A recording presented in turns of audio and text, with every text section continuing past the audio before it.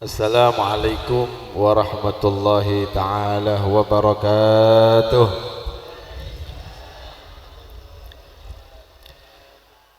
Bismillah walhamdulillah wassalatu wassalamu ala Rasulillah Sayyidina wa maulana Muhammad ibn Abdullah wa ala alihi wa sahbihi wa man walah wa la hawlah wa la quwwata illa billah. Allahumma salli wa sallim wa barik wa adhim ala sayyidina wa habibina wa syafi'ina wa maulana Muhammad qamaril wujud fi hadzal yawm wa fi kulli yawm wa fi yaumil maw'ud sirran wa jahran fid dunya wal ukhra wa ala alihi wa sahbihi wa barik wa sallim. Subhanaka la ilma lana illa ma 'allamtana innaka antal alimul hakim. Rabbi shrah li sadri wa yassir li amri wahlul 'uqdatam min lisani yafqahu qawli wahdi qalbi. Amin ya rabbal Hadratil muhtaramin wal muhtaramat, hadirin dan hadirat, muslimin dan muslimat yang mudah-mudahan insyaallah kita semuanya diampuni dosanya oleh Allah Subhanahu wa taala. Amin ya rabbal. Wa bil khusus mal khusus akhina fillah walillah Al Habib As-Sayyid Hasan ibn Al Habib Muhammad Shadiq Al Hamid, mudah-mudahan insyaallah Allah Subhanahu wa taala panjangkan umur beliau dalam keadaan sehat walafiat.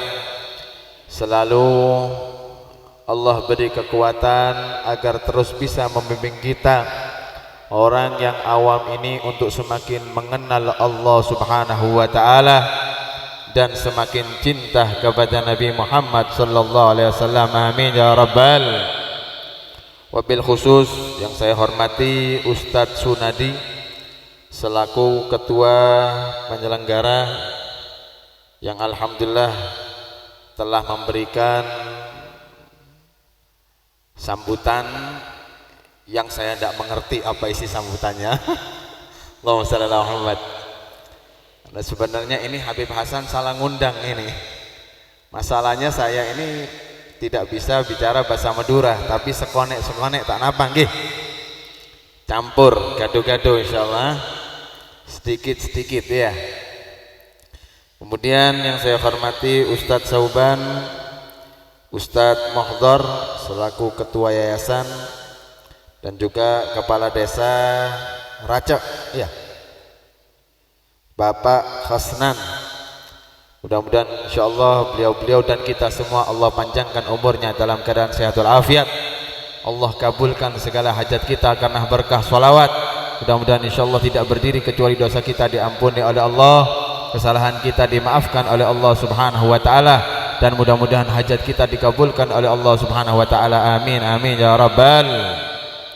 Syukur alhamdulillah summa alhamdulillah. Syukur Bu, syukur kepada Allah Subhanahu wa taala bagi orang-orang yang Allah berikan hidayah, orang-orang yang Allah berikan kekuatan untuk menghadiri daripada majlis warisan Nabi Muhammad sallallahu alaihi wasallam. Karena dikatakan di dalam lisan mulia Nabi Muhammad sallallahu alaihi wasallam bersabda, "Man yuridillahu bi khairan yufaqihu fiddin."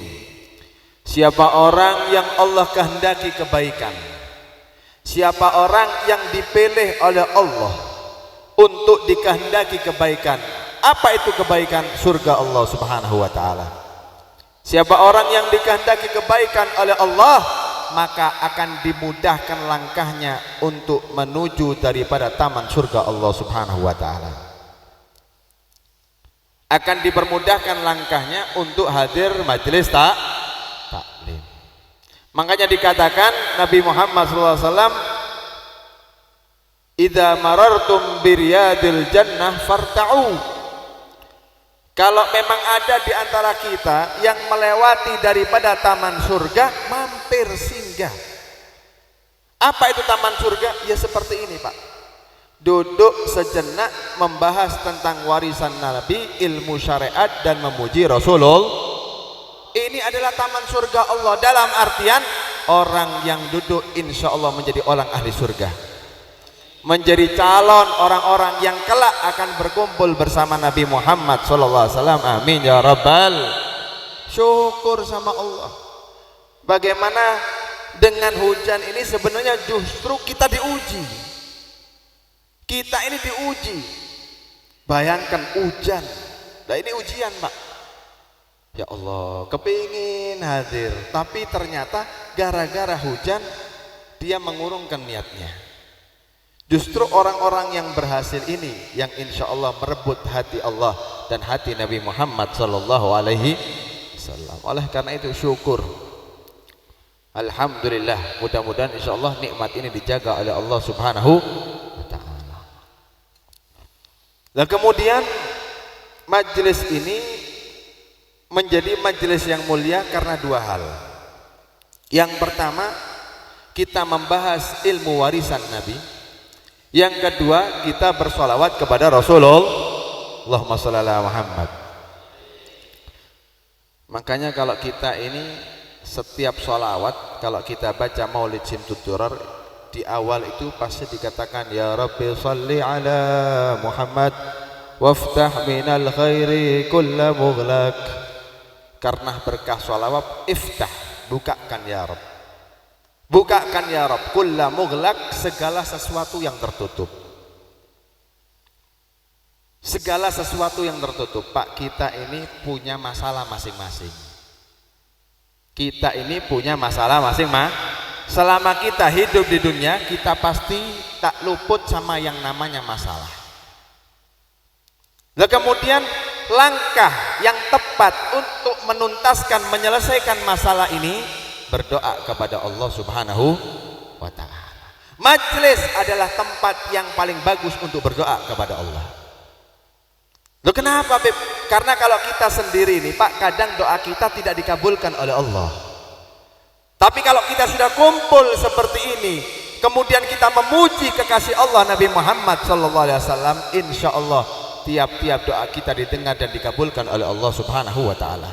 Apalagi dikatakan di dalam hadis, siapa orang yang berkumpul mencapai daripada 40 orang umatku kemudian bermunajat kepada Allah, salah satu orang tersebut ada yang diangkat doanya seperti doanya wali dan diijabah semuanya oleh Allah Subhanahu wa Ta'ala. Allahumma sholli ala Muhammad.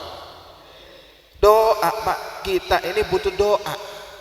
Majelis ini kita jadikan peluru kita untuk berdoa kepada Allah Subhanahu wa Ta'ala agar doa kita didengar dan diijabah oleh Allah Subhanahu wa Ta'ala. Apa? Minta-minta. Yang menjadi masalah, muskil bagi kita di dalam kehidupan dunia, minta sama Allah, minta diselesaikan. Kita ini hidup tak mungkin lepas dari masalah. Yang miskin banyak masalahnya, yang kaya pun juga ada masalah. Profesi kita apa? Mau petani, pedagang, penjabat, semuanya pasti ada masalah. Loh kalau sampean hidup mengaku tidak ada masalah, berarti itu zombie, mayat jalan. Tidak ada, selama orang bernapas tak luput dari masalah. Ya mungkin kadang suaminya, yang suaminya mungkin istrinya suka ngomel, istrinya malas untuk ibadah, mungkin anak kita. Beb, saya punya anak kok berat melaksanakan sholat. Beb, saya punya anak kok pergaulannya salah. Beb, saya punya anak. Sekarang waktunya untuk berdoa kepada Allah Subhanahu wa Ta'ala. Tapi apa mungkin Beb Allah mengijabahi doa saya? Loh, Pak, Allah itu zat yang maha pemalu. Zat yang maha pemalu, ketika ada hambanya yang meminta kemudian Allah tidak ijabah. Kenapa? Allahul ghaniyul muhni. Allah itu maha kaya dan maha memberi kekayaan. Tak kasih contoh sampean. Nih contoh. Ada orang kaya Pak. Kaya luar biasa sudah. Mungkin ada di rekeningnya, anggaplah ya tidak banyak 4 triliun. Tahu sampai 4 triliun nih, 4.000 miliar. 4 triliun itu 4.000 orang kaya, anak sultan. Orang kaya nih Pak, 4 triliun di rekening. Kemudian ada satu orang ingin punya hajat, minta kepada dia, Pak, minta maaf, saya ini ada hajat, punya uang 5 juta, dikejar-kejar sama orang, bisa ndak sampai nuntaskan masalah saya? 5 juta Pak, rekening ada di rekening uang 5 triliun, 4 triliun, nuntaskan hajatnya cuma 5 juta, ringan. Ibarat kita punya 1 juta seperti mengeluarkan 100 ripis. Apa bahasa ripis? 100 ripis menurut 100 rupiah. 1 juta seperti mengeluarkan 100 rupiah. Ya sama, orang yang rekeningnya 5 triliun sama seperti 5 juta ini kecil bagi dia. Enteng. Apa enteng bahasa Maduranya? Allahumma shalli ala Muhammad.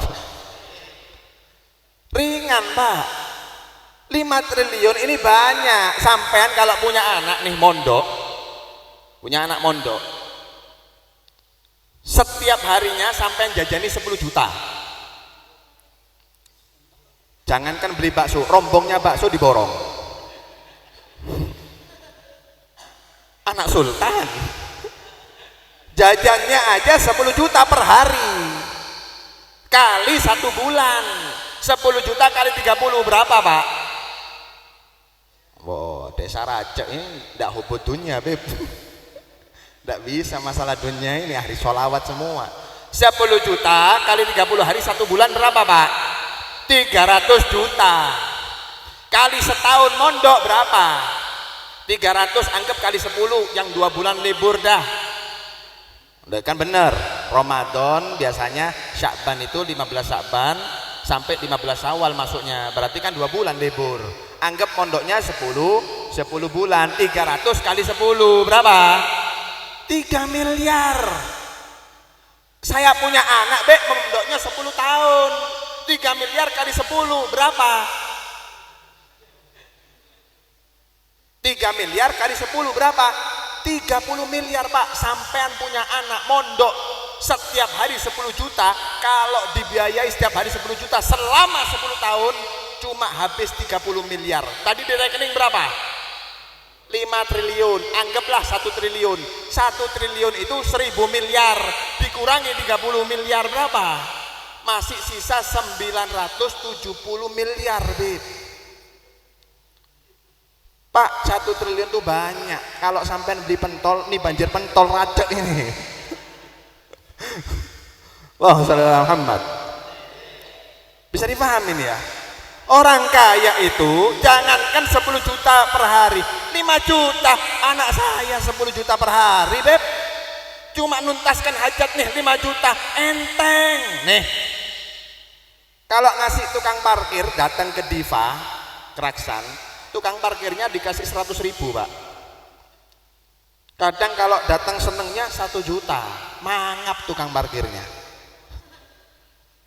Mobil sudah sampai rumah, tukang parkir tetap mangap. Kenapa? 1 juta. Bayangkan, biasa ngasih 5.000 minta kembali. Saya kalau ngasih 5.000 masih minta kembali. Ini 1 juta anak sultan. Ringan. Kenapa? Kaya. Jadi ringan. Begitu pula Allah Subhanahu wa taala. Kalau orang kaya aja malu Pak tidak menuntaskan hajat seseorang, apalagi Allah Subhanahu wa taala. Zat yang maha kaya. Zat yang maha kaya, apa yang mau diminta pasti Allah akan kabulkan.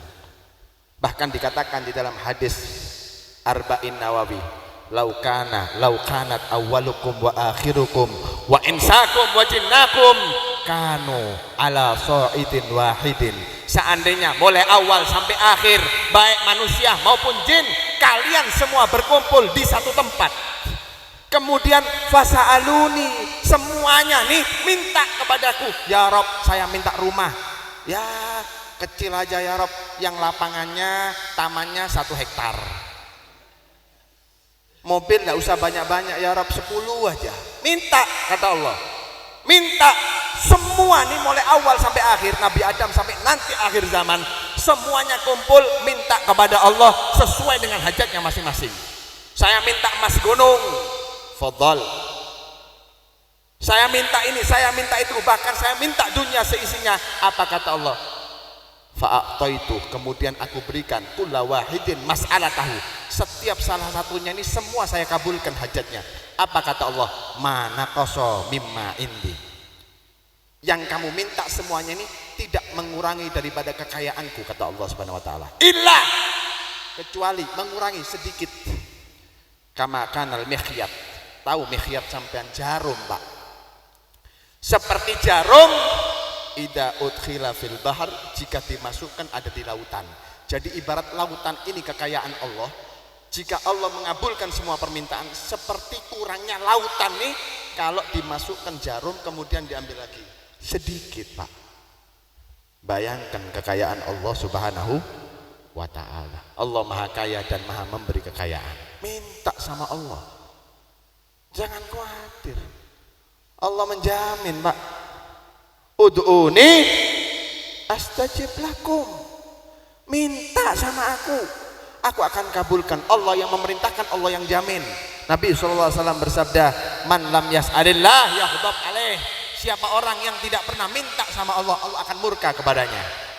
Kalau sampai minta saya kasih. Sama minta sama Bib Hasan, punya utang 100.000, kasih sama Bib Hasan. Bib Hasan Masya Allah, besok minta lagi, Bib 100.000, 100.000, Bib 100.000, 100.000. Sebulan lempar bata sampean. Manusia, Pak. Wajar manusia itu setiap diminta dia bakal murka. Kalau diminta terus murka, tapi enggak.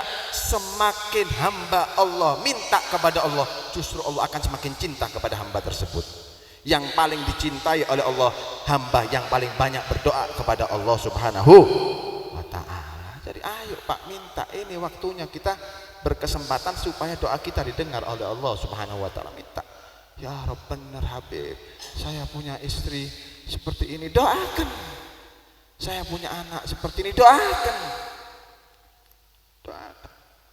Jangan khawatir, setiap doa hambanya pasti akan dikabulkan oleh Allah Subhanahu wa ta'ala. Hanya saja Allah akan mengkabulkan sesuai dengan cara Allah. Allah akan mengkabulkan sesuai dengan cara Allah. Jadi kadang kita ini, Pak, jangan suudon sama Allah. Kita meminta pasti insya Allah kalau doa kita benar pasti akan dikabulkan oleh Allah. Kalau doanya kita benar, asalkan tidak salah sambung. Kalau memang doa kita benar pasti akan dikabulkan oleh Allah, tidak salah sambung. Lek salah sambung ya tidak bisa, Pak. Pak, di Amerika itu kalau ada masalah, kalau ada muskilah, itu yang dipanggil apa? 911. Itu bahasa Inggris berek. Mon Inggris Timur apa 9? Sangat setong-setong. 911, Pak. Jadi orang barat tuh kalau sudah ada darurat yang ditelepon 911. Itu namanya nomor darurat. Ada memang satu orang operasional menerima panggilan darurat. Jadi orang sana itu, orang barat tuh kalau memang butuh, waduh Beb, saya ini butuh ambulan, ini saya punya bapak stroke, panggil 911. Lalu operasional, ya apa yang ini, saya punya orang tua stroke sekarang. Oh ya sebentar, alamatnya di mana? Sampai punya alamat di mana? Oh di desa ini. Langsung dikirim dari rumah sakit terdekat, diperintahkan ambulan jemput daripada yang memanggil tadi. Rumah saya kebakaran, kamu letaknya di mana? Saya di kota ini. Langsung dipanggil pemadam terdekat untuk datang ke tempat tersebut. Rumah saya kemalingan, rumah saya ada perampok, rumah saya ada penjahat. Dipanggilkan polisi terdekat untuk sampai ke tempat tersebut. Begitu pula kita, jika kita meminta kepada Allah Subhanahu wa ta'ala. Kalau memang benar, Pak, 911 pasti akan dikirim. Sama, kalau memang panggilan kita benar, Allah akan mengirim junutnya. Sampean punya utang berapapun utangnya, asalkan benar minta kepada Allah, pasti akan dikirim, Pak, tentara Allah. Ayo tolong hambaku yang itu, kasihan nangis terus setiap hari. Ayo tolong hambaku yang itu, kasihan anaknya tidak pernah sholat, datang Habib Hasan, ngajari tentang sholat, ngajari tentang ilmu. Itu kiriman Allah Subhanahu wa taala. Loh, kalau manusia aja bisa seperti itu perhatiannya, lebih-lebih Allah Subhanahu wa taala yang mencintai kita melebihi daripada cintanya kita kepada diri kita sendiri. Allahumma shalli ala Muhammad. Allah, Pak. Kita punya Allah Subhanahu wa taala, minta asalkan benar. Loh, kalau sampean panggilnya salah 911 910 912 ya tidak nyambung, Pak. Ya sama. Loh, Beb, saya ini minta sama Allah. Kok tidak nyambung-nyambung? Ya berarti salah sambung sampean. Loh, kalau di majelis ini tidak ada salah sambung, Pak. Kalau sudah di majelis ini insya Allah benar. Makanya kita ini kadang Allah itu mengabulkan doa kita secara bersama-sama, tapi kadang Allah tidak mengabulkan doa kita. Kenapa? Ya salah sambung tadi, ada penyebabnya. Jadi memang ada beberapa hal yang Allah tidak mengabulkan doa. Salah sambung. Maksudnya minta asal-asalan. Amin amin amin amin amin. Ngarang. Yang kedua nih, yang paling penting, penyebab doanya seorang hamba tidak dikabulkan oleh Allah karena dia sering makan haram. Makanannya makanan haram. Kalau sudah makanannya makanan haram, doanya tidak didengar oleh Allah ketika sendiri. Tapi kalau ketika bersama-sama ini, insya Allah doanya tetap akan didengar oleh Allah Subhanahu wa taala. Ketika sendiri, oh tidak. Makanya dikatakan dalam hadis, as-as aghbar yamuddu yadayhi ila sama, ya Rab, ya Rab. Ada satu orang compang-camping, Pak, ya Allah, berdebu, mukanya kusut, aghbar, penuh debu, kusut dia, bermunajah kepada Allah, ya Rab, minta ini, ya Rab, hidupku miskin, ya Rab, hidupku penuh kesulitan, ya Rab, minta. Apa kata Nabi? Wa mat'amuhul haram, makanannya haram. Wa malbasuhul haram, pakaiannya haram. Wa hudiya bil haram, dia dikelilingi dengan sesuatu yang haram. Fa anna tustajabulah, dari mana Allah mau mengkabulkan? Kalau sudah makanannya makanan haram, maka Allah akan menolak daripada doa hamba tersebut. Yang pertama, Pak, bahaya makanan haram. Yang kedua, orang yang sering makan makanan haram itu ibadahnya tidak diterima oleh Allah. Jadi hati-hati, Pak. Ibadahnya tidak diterima oleh Allah. Baik-baik kita ini. Dikatakan dalam hadis, orang yang makan makanan haram walaupun sesuap 40 hari ibadahnya tidak diterima oleh Allah. Jadi percuma sholat 40 hari, puasa 40 hari, zakat 40 hari, sedekah 40 hari, ini semuanya ditolak. Tidak ada nilainya di sisi Allah. Loh, berarti Beb, buat apa saya sholat? Yo, tetap bejeng, sholat tetap sholat, kewajiban sholatnya terlaksanakan, tapi pahalanya kosong, tidak ada. Justru orang kalau sudah makan haram, tidak sholat, dua dosanya. Dosa karena makan haram, dosa karena meninggalkan kewajiban sholat. Apalagi meninggalkan sholat, Pak, hati-hati, Pak. Dikatakan di dalam kitab Naswaihud Diniyah, di dalam kitab Naswaihud Diniyah, karya pengarang Ratibul Haddad, Imam Al-Kutub Al-Habib Abdullah bin Alwi bin Muhammad Al-Haddad, apa beliau berkata? Inna angkaril mungkarat, sesungguhnya paling mungkarnya perbuatan yang mungkar, wa afhasil fawahis, dan paling jeleknya perbuatan yang jelek, paling jeleknya perbuatan yang haram itu bukan zina, Pak, bukan sampai minum khamr. Yang paling jelek diantara perbuatan yang jelek dan paling mungkar terhadap perbuatan yang mungkar apa? Tarkus sholat, meninggalkan sholat. Orang meninggalkan sholat itu lebih jelek dari orang zina. Orang yang meninggalkan sholat itu lebih jelek dari pemabuk. Kenapa? Karena pemabuk itu asal-muasalnya karena tidak sholat. Ketika dia tidak sholat dapat menyebabkan dosa-dosa yang bercabang nanti. Loh, kok bisa, Beb? Kok saya tidak paham? Gini loh, Pak. Allah Subhanahu wa ta'ala berfirman, inna sholata tanha anil fahsya'i wal mungkar. Sesungguhnya sholat kita itu dapat mencegah daripada kejelekan dan kemungkaran. Sholat kita itu dapat mencegah daripada kejelekan dan kemungkaran.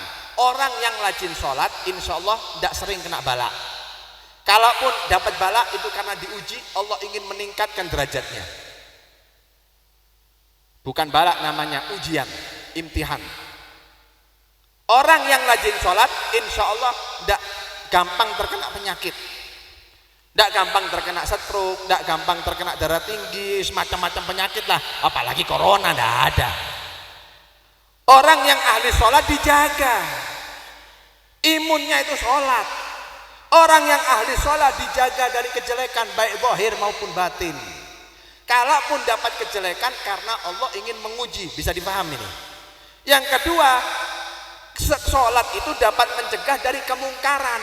Apa itu kemungkaran? Maksiat, Pak. Mungkar tuh maksiat. Makanya kita ini diperintahkan amal ma'ruf nahi berbuat baik, mengajak orang berbuat baik, mencegah orang berbuat mungkar, maksudnya mencegah orang berbuat maksiat. Orang yang ahli sholat insya Allah tidak bakal zina. Kenapa? Sholatnya itu menjadi benteng. Makanya meninggalkan sholat ini dosanya lebih besar dari zina. Kenapa? Karena dengan meninggalkan sholat dapat menyebabkan maksiat-maksiat yang lain. Orang yang tidak sholat nanti bakal nyuri, nanti bakal zina, nanti bakal minum khamar, nanti bakal ngerampok, berbuat zalim terus, nyabang, Pak. Seperti itu maksudnya. Jadi hati-hati. Orang itu belajar ilmu yang penting pertama sholat. Jadi kita ini belajar ilmu intinya, ayo kita perbaiki sholat kita. Ya ini berdoa kepada Allah, kembali lagi. Jadi tadi kalau kita sudah makan, kembali ke temanya. Tadi kalau kita sudah makan makanan yang haram 40 hari doa kita tidak dikabulkan oleh Allah. Makanya dikatakan dalam kitab Ihya, diceritakan Pak, innal abda idza ta'abbadallah, sesungguhnya seorang hamba ketika sudah beribadah kepada Allah, ada seorang hamba baca Quran, ada seorang hamba sholat, ada seorang hamba hadir majlis, seorang hamba berbuat baik. Ketika seorang hamba berbuat baik, beribadah kepada Allah, qala syaitan, maka berkata syaitan li'awani, terhadap para pembantunya. Bingung nih, iblis ini paling tidak senang kita ibadah, Pak. Makanya begitu kita ibadah, nih iblis bingung. Akhirnya pemimpinnya bilang, apa kata pemimpinnya? Unduru ila mat'amih, coba kalian cek makanannya gimana, lihat dulu makanannya gimana.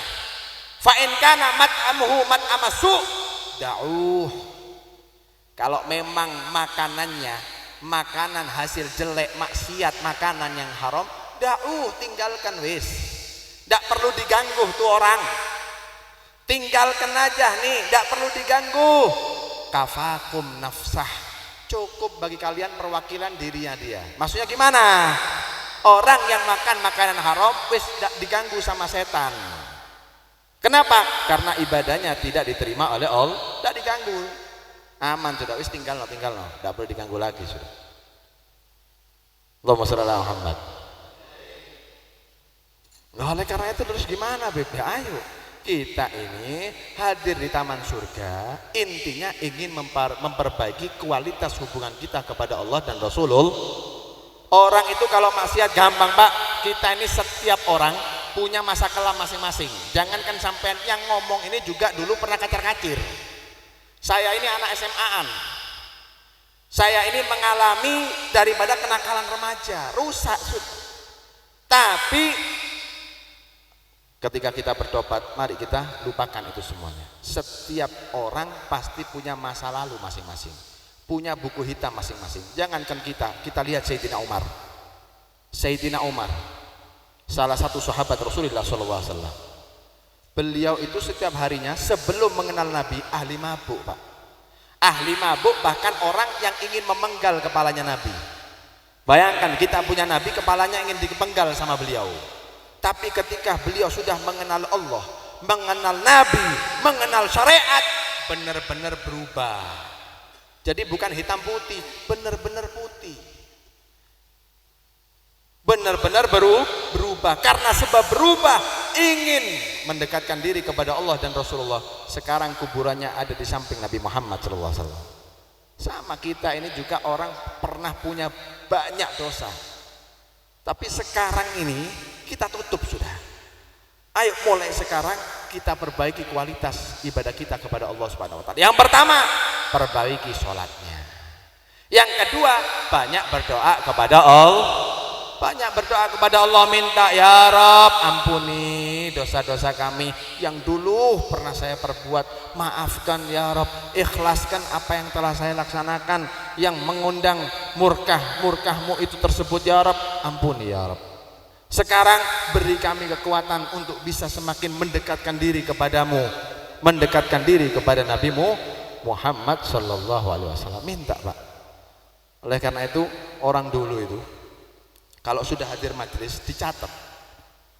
Mau hadir majelis nih, mau hadir majelis seperti ini, minta urusan dunia, urusan akhirat. Ya Rob, saya punya utang sekian sekian sekian. Ya Rob, saya punya ini, saya punya itu. Urusan akhirat juga seperti itu. Jangan banter utang itu, Pak. Cicilan rumah, cicilan udah dicatat semua. Cicilan rumah, cicilan mobil, cicilan sepeda motor dicatat semua. Urusan semangat ngaji, semangat sholat, semangat qiyamul lail, semangat zikirnya ada dicatat. Anaknya dilupakan. Itu yang terpenting Pak. Anak ini aset. Anak ini seperti kita nanam pohon. Kelak ketika kita meninggal, tinggal kita memetik buahnya. Kalau kita meninggal, kita tinggalkan anak yang ahli sholat, ahli ibadah, ahli zikir, ahli qiyamul lail, tidak pakai diniatkan kesampaian, Allah sampaikan pahalanya kesampaian. Jadi termasuk amal jariah anak nikah. Maka mon anak nikah bagus, ahli sholat, tidak perlu diniatkan Pak. Setiap anak sujud kepada Allah, pahalanya disampaikan kepada orang tuanya yang sudah meninggal. Tapi kalau kita tinggalkan anak kita dalam keadaan rusak moralnya, salah pergaulannya, dosanya juga akan disampaikan. Makanya jangan lupa doakan. Jangan yang didoakan tokonya, yang didoakan sawahnya, anaknya lupa didoakan.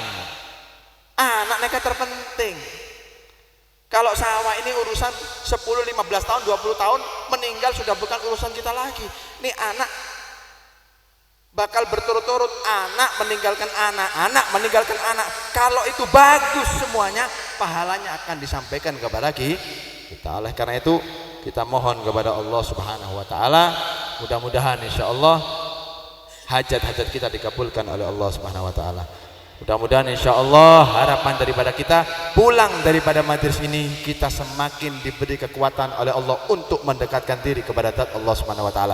Allah jadikan kita orang-orang yang ahli shalah, anak-anak istri kita dijadikan orang-orang yang menjaga shalah, dan mudah-mudahan insyaallah Allah beri kekuatan agar supaya kita bisa menjadi hamba yang ahli baca Quran, ahli zikir, ahli istighfar, ahli qiyamul lail, ahli beribadah kepada Allah Subhanahu wa taala. Dan mudah-mudahan insyaallah anak-anak kita dijadikan anak-anak yang soleh-solehah, anak-anak yang membanggakan kedua orang tuanya dunia sampai akhirat, anak-anak yang kelak dibanggakan oleh Rasulullah SAW dunia sampai akhirat. Dan mudah-mudahan insyaallah orang tua kita yang sudah meninggal juga tidak luput daripada doa kita. Mudah-mudahan insyaallah almarhum almarhumah diampuni dosanya oleh Allah, dimaafkan kesalahannya oleh Allah Subhanahu wa taala.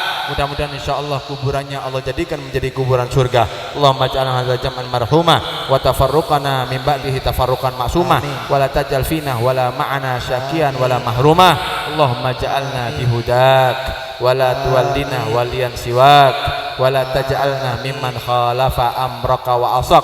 Wa hasbunallah wa ni'mal wakil, ni'mal maula wa ni'man nasir, wa la hawla wa la quwata illa billahil aliyyil azim. Allahumma inna nas'aluka husnal khatimah. Allahumma inna nas'aluka husnal khatimah. Allahumma inna nas'aluka husnal khatimah wa na'udzubika min su'il khatimah. Wa sallallahu ala sayyidina Muhammadin wa ala alihi wasallam. Fadli subhana rabbika rabbil izzati amma yasifun wa salamun al mursalin walhamdulillahi rabbil alamin. Bismillahil Fatihah. Bismillahirrahmanirrahim. Alhamdulillah rabbil alamin arrahmanir rahim maliki yaumiddin. Iyyaka na'budu wa iyyaka nasta'in. Ihdinas siratal mustaqim. Siratal ladzina an'amta 'alaihim ghairil maghdubi 'alaihim waladdallin. Nggih, untuk berikutnya perbanyak doa, Pak nggih. Doa. karena dikatakan la turaddul qadha illa doa. Tidak ada yang bisa merubah takdir kecuali doa. Sampean ditakdir miskin bisa berubah gara-gara doa sampean. Anak sampean ditakdir durhaka bisa berubah takdirnya gara-gara doa sampean. Sampean ahli nar bisa berubah gara-gara doa sampean. Jangan pernah meremehkan yang namanya doa. Doa silahul mukmin. Doa itu senjatanya orang beriman, bukan orang muslim. Kalau orang muslim ngandalkan ikhtiar, Pak, banyak yang Islam tapi tidak mukmin. Kalau orang yang mukmin benar-benar ingat kepada Allah, iman kepada Allah, senjatanya adalah doa. Mudah-mudahan doa kita dikabulkan oleh Allah. Akhirul kalam, assalamualaikum warahmatullahi wabarakatuh.